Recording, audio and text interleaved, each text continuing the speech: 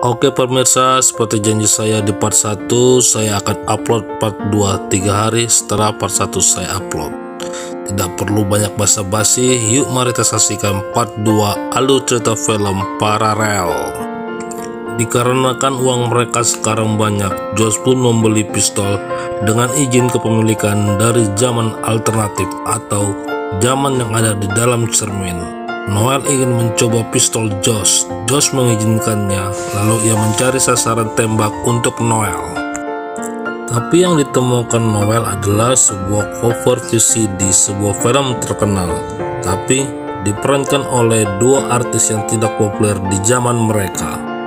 Noel lalu mengatakan bisa saja ini bukan lelucon, dan Noel mengajak teman-temannya pergi ke zaman alternatif untuk mencari ide-ide, lalu dibawa ke zaman mereka. Tapi Devin menolak, dia tidak mau mencuri ide orang walaupun itu di zaman lain.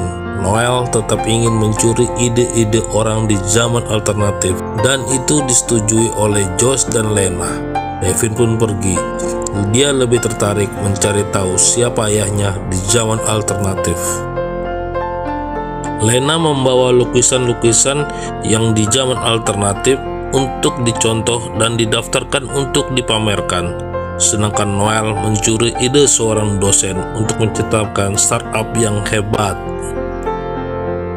Dan mereka berdua berhasil dan merayakan keberhasilan mereka dengan membuat sebuah party. Di acara itu Sam datang mengucapkan selamat, lalu dia menyindir Noel yang begitu cepat sekali menyelesaikan startup yang canggih. Bahkan Sam menghina ayah Devin yang seorang koruptor. Josh marah, ingin rasanya dia menghajar Sam, tapi Noel menghalangnya hingga Sam pun pergi. Suatu malam Josh mendatangi Devin. Josh melihat Devin sedang membaca jurnal wanita tua yang tinggal di rumah mereka yang tiba-tiba hilang secara misterius, dan Josh menyuruh stop membaca buku itu. Josh lalu mengajak Devin untuk pergi ke zaman alternatif untuk mendatangi Carmen. Devin pun setuju. Di rumah Carmen, Devin hanya melihat Josh sedang bersenang-senang. Akhirnya, ia memilih untuk keluar dari kamar itu. Devin menunggu di ruang tamu sambil mendengarkan musik dan membuka situs berita tentang ayahnya. Tanpa Devin sadari, pacar Carmen datang di saat Josh dan Carmen sedang bersenang-senang di dalam kamar Carmen. Tiba-tiba Devin dikaitkan dengan suara tembakan. Dia teringat akan Josh, dan benar saja, pacar Carmen menembak kaki Josh. Devin lalu membawa Josh ke zaman mereka. Devin lalu memanggil kedua temannya. Yang pertama datang Lena. Lena benar-benar panik, tidak tahu apa yang harus dia lakukan. Noel juga datang. Devin lalu meminta Noel untuk menelpon 911. Entah apa yang dipikirkan Noel. Dia berpura-pura menelpon 911 hingga akhirnya Josh mati. 911 tidak juga datang. Setelah itu mereka bertiga berembuk. Devin maunya mereka lapor ke polisi, tapi Noel menolak karena tidak ada bukti pistol yang menembak Josh, dan tidak mungkin mereka menceritakan tentang cermin itu pada polisi. Lena mengatakan bahwa mereka tidak ada pilihan selain melapor polisi. Noel bilang ada, mereka bisa menukar Josh yang ada di zaman alternatif.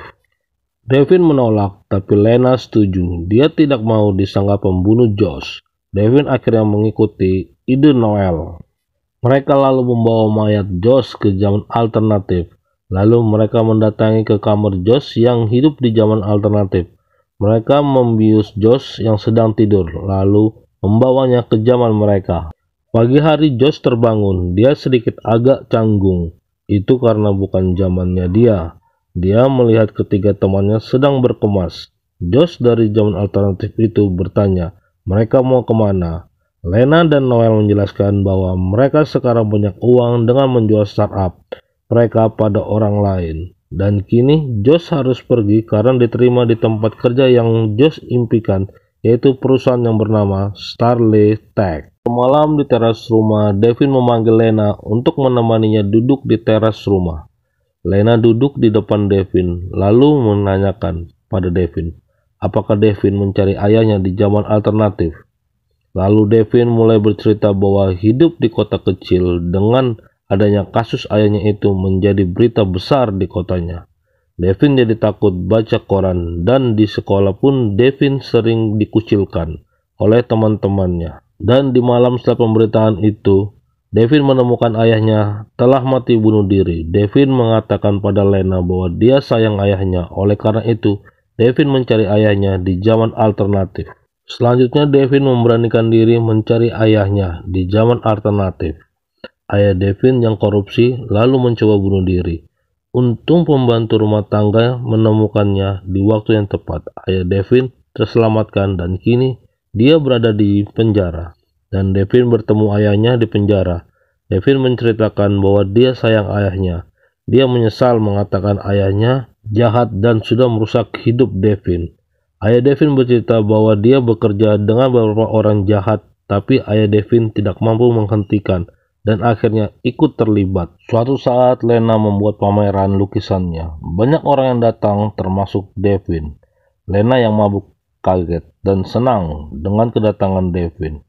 Lena mabuk berat, dia berbicara sangat kacau. Devin lalu membawa Lena pulang. Mereka berdua kini berada di atas tempat tidur. Lalu Lena mulai bercerita bahwa 2 bulan lalu Lena nekat mencuri karya seni orang yang ada di zaman alternatif agar dia bisa menjadi seniman.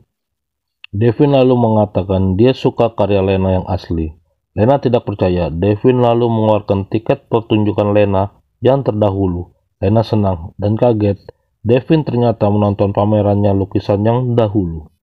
Lalu Devin bercerita dengan serius bahwa dia mencintai Lena, tapi Noel lebih dahulu mengatakan itu pada Lena. Lena senang mendengarnya. Devin lalu mencium bibir Lena. Lena pun suka, mereka berdua akhirnya bercinta.